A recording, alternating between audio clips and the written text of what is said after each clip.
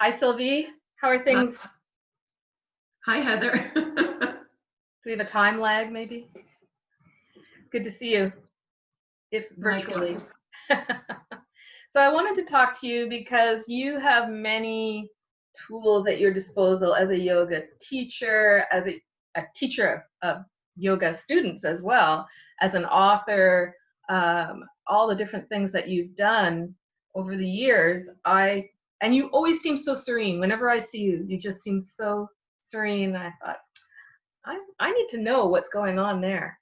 So what would you suggest for people now that we're coming a bit out of the quarantine, or sorry, the self-isolation, and getting back to a bit of socializing and normalcy? It brings up a whole bunch of other issues too. I was telling you earlier, I personally felt quite exhausted when our store reopened, and I didn't even realize that I was running on empty until that stopped happening. Yeah, I think that's so true. I think a lot of people, we don't realize how tired we are until we get to stop, which is often one of the reasons why we don't want to stop, because we think if I stop, I won't be able to get back up again. And so part of the process is learning to develop habits where we just don't take ourselves to that point where we're just running on empty. But that takes self-discipline, it takes self-exploration, it takes a willingness to be honest with what our starting point is, and a reminder that we don't have to be manic or in a panic to be productive, right? And that doing nothing is something. It's not right. We have to value nothing. We have to value emptiness. I think we have to value spaces in between, opportunities to digest our experiences. So yeah, I mean, for me, I look at everything or through the lens of yoga, the way that I understand yoga, and I see the practice, part of the practice of yoga, as a self-care practice, and I certainly see it as something that we do on the mat, but also as a way that we live our life too.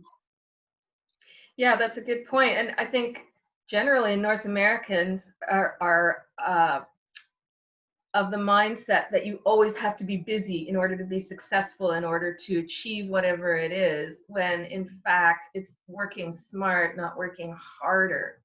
That's been a big lesson for me.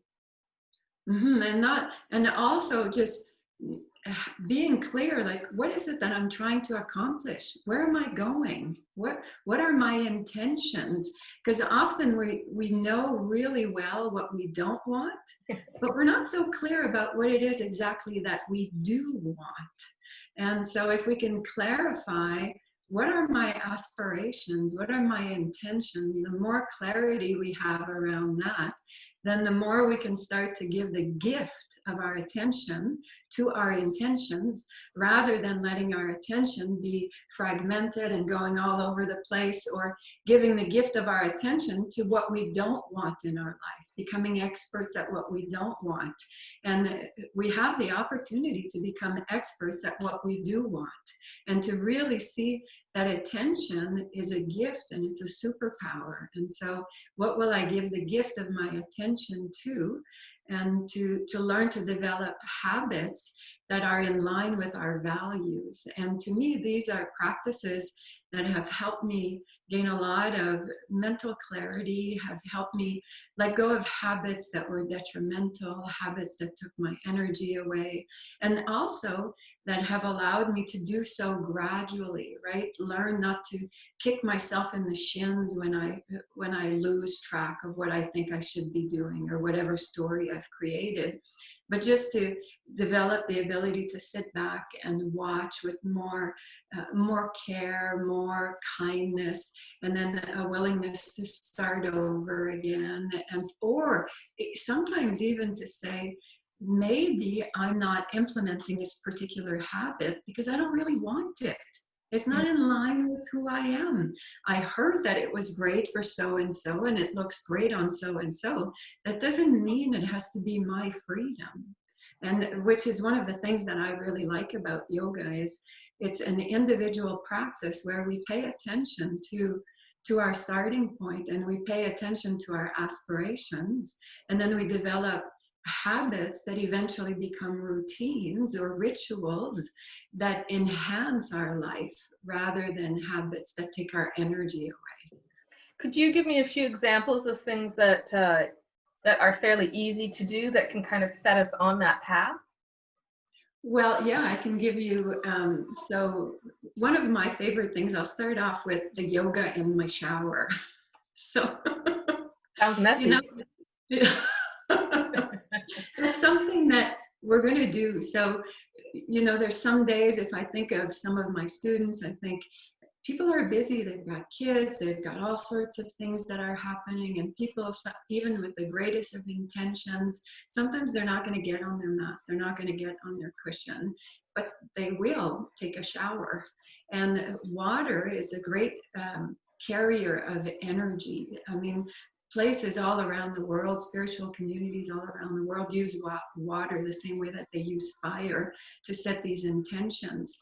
But even if you are of that mindset that you can see water as a carrier of energy, then this works really well for you. If not, you can still see shower as this moment where it's you on you.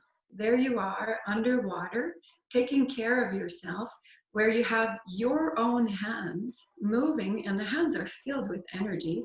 They're the organ of action of the heart center, and you're moving through your body, taking care of your body, cleaning your body.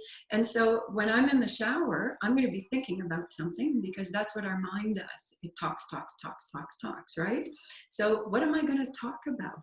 So if I start to see my shower as an opportunity to talk about things that are uplifting, if you use mantras, you can chant mantras when you're in the shower. If you use affirmations, or you can set a habit that anytime you're in the shower, you do something that's uplifting for you, that is very mindful as you take care of your body. So the shower, which could be something you just jump in and out and you don't really think about, has now become a ritual of real self-care on so many levels, not just the physical cleanliness, which is of course very important. And then and then we do the same thing with moisturizing after. We see these two things that we're going to do on a daily basis, but we start to do them with mindfulness, with care, with attention, and with using our mindset as a tool to enhance our energy. So like I said, whether it's affirmations or mantras. So that's one place where we can bring a lot of energy. And I've shared this with so many people, and I get so much positive feedback about it. Once you start doing it, it feels great to do it. And then other examples are paying attention to how we hold ourselves throughout the day, how we hold our posture. Sometimes, we can look at our yoga practice. So if I spend my whole day slouching with my shoulders up to my ears and just really, really tight, and then I come to my yoga mat wanting to take away the tension, it's like I put my hand in the fire, put aloe vera, put my hand in the fire, put aloe vera on. So at one point, I want to stop putting my hand in the fire. And one of the ways to do that is by paying attention to my posture in my everyday life. Start to play with opposition, learn not to sink into my hips, not to sink into my feet, not to dump down, but to push off. Like I'll say to people, imagine the earth is a trampoline. And so as you step, it's like it's pushing back into you. So rather than stomp around, there's a push off that happens. And every step, the earth is giving you back energy. And it's an opportunity to expand and to release, or to at least not create more tension. So Like that. Yeah. Paying attention to our posture. And most of us will need constant reminders, right? Because we've developed all of these habits. Mm-hmm. And so whatever our day is, and then we find ourselves, we're sitting properly, and then we're slouching. So the moment we notice it, we adjust, we shift, we position our body. I've had some students say that they get in the car and they sit up in a comfortable upright position. They adjust the mirror. And if they find themselves not being able to see in the mirror again, then they adjust the posture, not the mirror, right? So little tricks like that throughout our day. And then another one is simply the conscious breath. So to pay attention to the rhythm of our breath. And for sure, it's good to do it in a meditation setting or in a yoga practice and all of that. But it's certainly something that we can do at any time throughout the day. You can set these patterns where before a meal, before you take your first bite, you sit upright, you take a deep breath. Nobody around you will notice. It doesn't take more time. It's not a big deal. It's just for yourself. And the same thing when you get in the car or when you get up in the morning or as you sit in front of your computer, you come down, you sit, you go to work. So before you start, you just sit up, take a nice deep breath. And so the more that we do this, one breath here, one breath there, one conscious breath here, then it adds up at the end of the day, because this is where we spend our life, is off the yoga mat, right?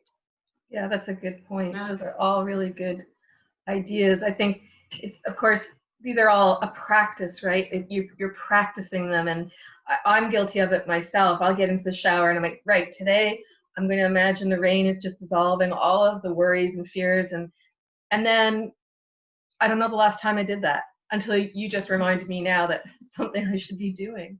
Mm-hmm. And not just dissolving the worries and fear, but filling my mind with inspiration and possibilities and openness and lightness of being, and the reminder of the clarity that's within me. It's already there. It's just we need to set up environments to be able to hear it, to be able to connect with it. And I think that's still just as important coming out of this self-isolation as it was when we were self-isolating. There's no point in waiting at all to start any of these simple things. We don't breathe properly. We shallow breathe most of the time. We are all like this in front of our computers. We aren't mindful when we have that alone time in the shower. All those things you pointed out. Excellent points. And the thing too is that it's important to also acknowledge that we're all going through this in a different way, right? So depending on our current situation, whether we started this with a surplus or a deficit, will impacts how this is affecting us. And there's a variety of different things that is affecting. So again, it's so important to be honest with what our starting point is. And based on our starting point, set ourselves up for success. And I think that ways to set ourselves up for success include what we're doing right now, which is conversation about it and being aware of our starting point. But it's also about having a community of like-minded people. So obviously we can't see people right now, but we can do this through Zoom. We have the power, when we get onto our little magic box here, we choose what we're going to Google. And we can give the gift of our attention to a bunch of stuff that takes our energy away. Or we can Google things that are going to give us energy. We can. There's so many people out there sharing their wisdom and sharing their experiences, and that we have the power to set ourselves up to listen to people who are going to inspire us, if that's the case, or to call a friend or a family member or whatever it is, but being able to ask for help if that's the place that we're in, or to offer help if we're in a place of surplus, because that exchange changes throughout our life. So sometimes we're in surplus, sometimes we're in a deficit. It's a constant exchange of energy. And what the other point you made when we were talking earlier was that this is a stress, but it is certainly not the only stress we're ever going to have in our lives. And the better we can cope with it, with stress in general, not necessarily this situation, but just how we deal with the things that happen in our lives is really important. Yeah, one of the examples that I give is I think of being on my bike or against a big wind. And there's always going to be a win. It's not like I will figure out some pattern on my bike where I'll always have the win at my back. That's not going to happen. But what I can do is when I'm against the wind, I can have my ears up to my shoulders, my elbows out to the side, pedal, clench my jaw. Or I can make sure that there's air in my tires. I can make sure that my chain has oil on it, that the seat is the right height for me, that my windbreaker fits me so it's not like a parachute. I can keep my elbows in and relax my jaw and pedal. I'm still going against the wind, but I'm not wasting energy. Mm-hmm. And so to me, this is part of the yoga practice, is the recognition that, yeah, there's going to be time where we're against the wind and times where we have the wind at our back. But what we do have the power of is how we can generate our energy before that. So what are things that I can do to keep my vehicle well tuned up? What is in my power to keep my energy up so that when there's a big energetic expense, I've got some to spare. Mm-hmm. Yeah, that's very wise. That's very wise. If people want to learn more about you or get in contact with you, what's the best way of doing that? Website or? Yep, my website, inspiredlivingwithsylvie.com. Okay. I offer yoga classes. I offer virtual yoga classes right now. And I also offer private yoga therapy or yoga mentoring for people who are really into yoga and they want to dive into the deeper teachings of yoga. I also offer yoga teacher training through Beyond Yoga in Canada. And yeah, that's pretty much in a nutshell what I offer. Yeah, with variations, workshops and all sorts of different things. Sure. I know. Well, we're all trying to remold what we can offer, right? I mean, everybody's on Zoom now so that they can still be doing yoga. It must be a little strange to try to check on your students and look up and then say, okay, now do this.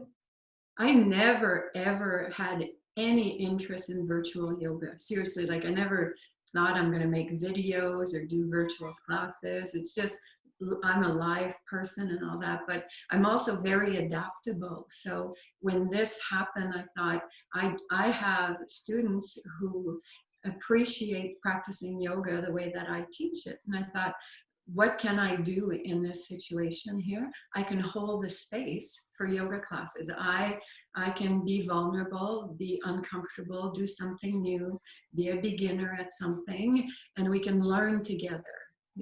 For those who appreciate the way that I teach yoga. And many yoga teachers did the same thing, or fitness, right? Like the whole world is adapting. The whole world, I know I'm not alone. There's so many people who thought there's no way I could do this, and here we are. Well, yes, it's true. The thing is, we are social beings, and that's one thing I've really struggled with as an extrovert and somebody who, just likes to be with people and hug them and chat with them. I didn't realize that was taking a toll as well. And now that our store is open for the hours that it is, I'm so happy to see people face to face. I mean, 2 meters face to face. Yeah. You do what you can. Yeah, it's so energizing.